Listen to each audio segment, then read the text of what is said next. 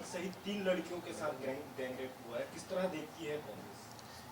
दुर्भाग्य है, मुख्यमंत्री का जिले सुरक्षित नहीं है। लेकिन सिर्फ ये मुख्यमंत्री का जिला ही नहीं, पूरा प्रदेश सुरक्षित नहीं है। हम लोग शुरू से कहते आ रहे थे कि छत्तीसगढ़ प्रदेश में जब से भारतीय जनता पार्टी की सरकार बनी है, लगातार लूट, हत्या, डकैती, चोरी, अन्य वारदातें, बलात्कारें बढ़ गई है। इस सरकार में बिल्कुल भी माता बहनें, महिलाएं सुरक्षित नहीं है। और इसलिए हम कह रहे हैं कि भारतीय जनता पार्टी के 3.5 महीने की सरकार में छत्तीसगढ़ को अपराध का गढ़ बना दिया गया है और छत्तीसगढ़ में कोई भी जनता इस सरकार से महफूज नहीं है।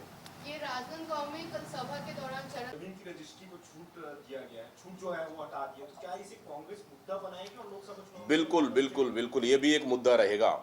लोकसभा चुनाव में हम लोग जा रहे हैं, हमारा कार्यकर्ता जन जन तक पहुंचा रहे हैं कि छत्तीसगढ़ की जनता को ये सरकार सीधा सीधा लूटने का काम कर रही है, छत्तीसगढ़ की जनता की जेब को डाका डालने का काम कर रही है और कहीं ना कहीं अपना जेब भरने का काम कर रही है। इसलिए लगातार हर चीज़ों में दाम सीधा सीधा बढ़ाने का काम कर रही है ये सरकार, इसलिए पूरी तरह से सरकार विफल हो चुकी है।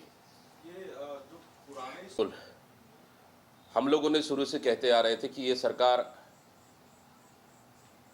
भारतीय जनता पार्टी की सरकार चलाने में पूरी तरह से विफल हो चुकी है।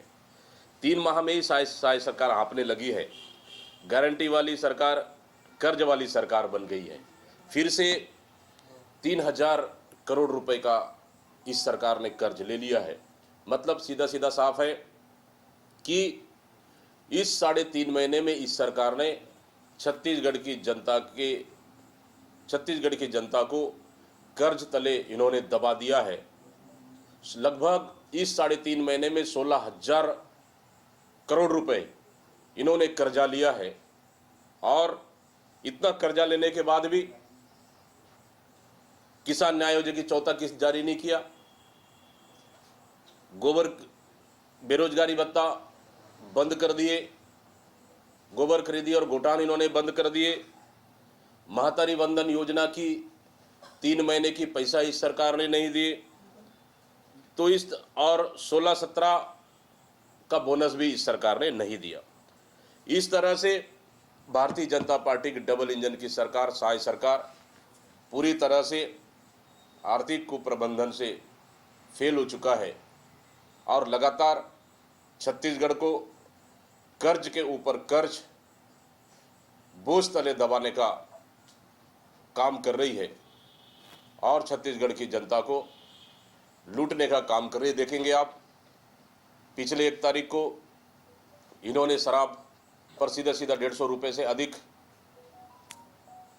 राशि बढ़ा दिया। 30% रजिस्ट्री शुल्क इन्होंने बंद कर दिया। आखिर ये सरकार किस दिशा में जा रही है? आखिर सरकार की मंशा क्या है?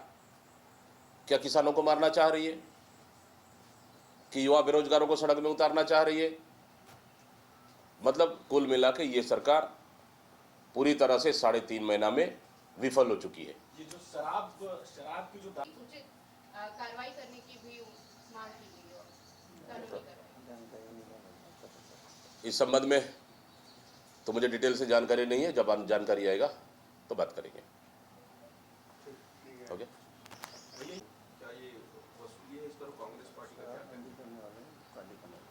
ये शराबबंदी करने वाली Bharatiya Janata party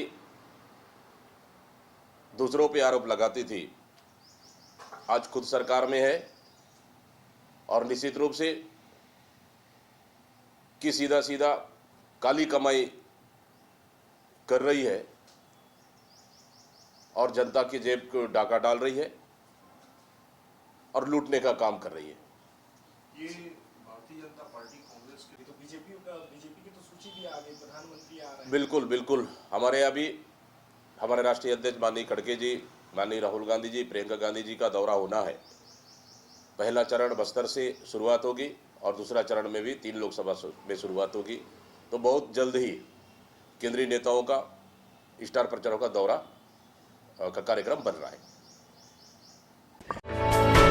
For more news updates, do subscribe, like, share and comment. Clipper 28.